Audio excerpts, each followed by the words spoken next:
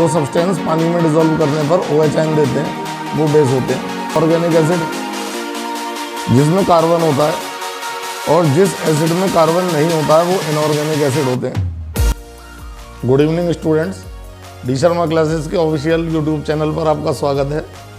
अपना पिछला वीडियो हमने 10th क्लास का आपको दिया था केमिकल इक्वेशंस का, और उसके बाद एसिड बेस साल्ट का वीडियो हम आपको देने जा रहे हैं। और ये एसिड और बेस साल्ट का सेकंड वीडियो है और इसमें हम आपको कुछ एसिड बेस साल्ट के बचे हुए कंसेप्ट्स बताने वाले हैं। तो इसमें देखिए, पहला टॉपिक हमारा होता है पीएच वैल्यू। पहला टॉपिक हमारा होता है पीएच वैल्यू, जिसमें अगर किसी सोल्यूशन का पीएच 7 है तो वो न्यूट्रल होता है। अगर पीएच 7 से लेकर 14 के बीच में है तो वो बेसिक होता है। और अगर पीएच वैल्यू 0 से लेकर 7 के बीच में है तो वो एसिडिक होता है। ये आपको पता होना चाहिए। तो इसमें हमारे कोर्स में पीएच स्केल टॉपिक आता है, जिसमें कि 7 बीच में लिखेंगे ये न्यूट्रल की पीएच है, और 14 तक बेसिक करेक्टर बढ़ेगा, मतलब इधर को बेसिक पावर बढ़ जाती है इसकी, बेसिक पावर इंक्रीज। और 7 से 0 की तरफ चलेंगे तो एसिडिक पावर इंक्रीज हो जाती है। This is all about the pH scale.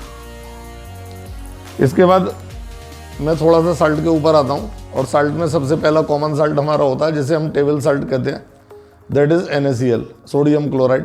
ये टेबल साल्ट है और सी वाटर में, ये आप जानते ही हैं कि 2.5% सी वाटर में पाया जाता है और वहीं से इसको एक्सट्रैक्ट करते हैं। तो समुद्र के किनारे गड्ढे खोद करके इसमें समुद्र का पानी अपने आप भर जाता है टाइड्स जब आते हैं तो, और पानी जो है सैंड सोख लेता है, पानी में घुला हुआ नमक सैंड के ऊपर छूट जाता है।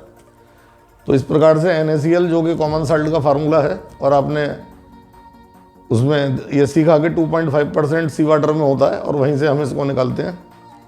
तो टाइड्स जब आएंगे तो समुद्र के किनारे खोदे हुए गड्ढों में समुद्र का पानी अपने आप उछल करके भर जाता है, और water is absorbed by the sand and the salt remains on the sand, अपनी लेयर बनाता है। तो NaCl is also called the table salt.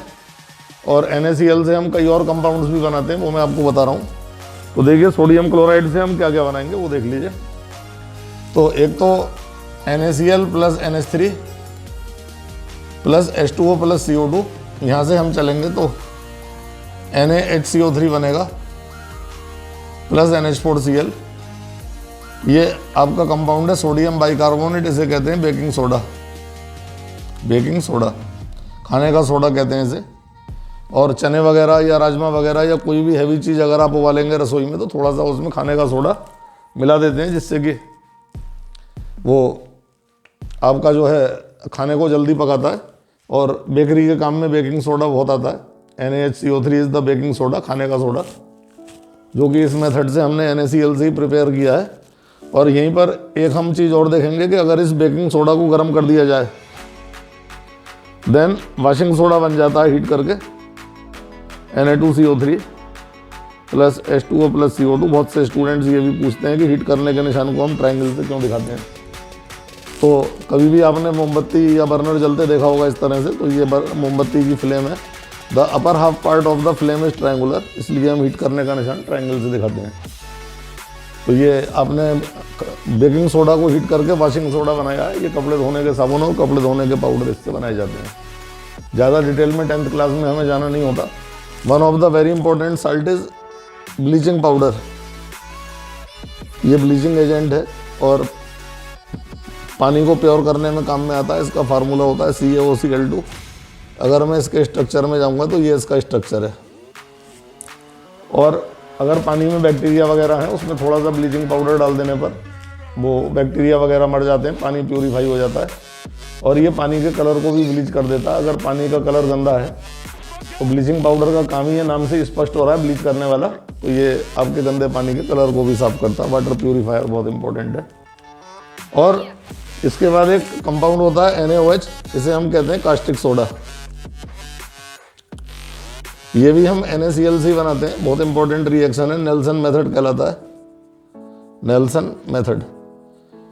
इसमें हम क्या करते हैं कि NaCl और वाटर को मिला करके उसमें इलेक्ट्रिक करंट पास करते हैं। NaCl और वाटर को मिला करके क्या पास करेंगे, इलेक्ट्रिक करंट पास करेंगे, जिससे कि NaOH बनेगा प्लस हाइड्रोजन बनेगा प्लस क्लोरीन बनेगा। इसके रिएक्शंस मैं आपको देता हूँ। तो बोर्ड में आने वाली चीज़ें हैं ये। NaCl पहले आयोनाइज होगा, Na positive plus Cl negative, और वाटर भी टूटेगा। It will give H positive and OH negative. अब Na पॉजिटिव का रिएक्शन OH नेगेटिव से हो जाएगा, NaOH बनेगा, वही हम बनाना चाहते हैं। और at negative plate H positive जाएगा, एक इलेक्ट्रॉन लेकर के हाइड्रोजन बनाएगा। At positive plate Cl negative जाएगा और ये Cl प्लस इलेक्ट्रॉन में टूटेगा। तो नेगेटिव इलेक्ट्रोड पर हाइड्रोजन लिबरेट होगी, पॉजिटिव इलेक्ट्रोड पर क्लोरीन लिबरेट होगी, और NaOH हमारा बन चुका है। और ये NaOH हम बनाना चाहते थे, कास्टिक सोडा कहते हैं। बहुत इंपॉर्टेंट कंपाउंड है, साबुन में भी थोड़ा सा डालते हैं। और जितने ये ऊपर के जो कवर होते हैं किताबों के, जो चिकने ग्लेज पेपर होते हैं, वो सब NaOH की सहायता से बनाए जाते हैं। ज़्यादातर प्रोस्पेक्टस वगैरह का ऊपर का पार्ट NaOH की सहायता से बनाया जाता है। तो these are all the compounds up to the 10th level.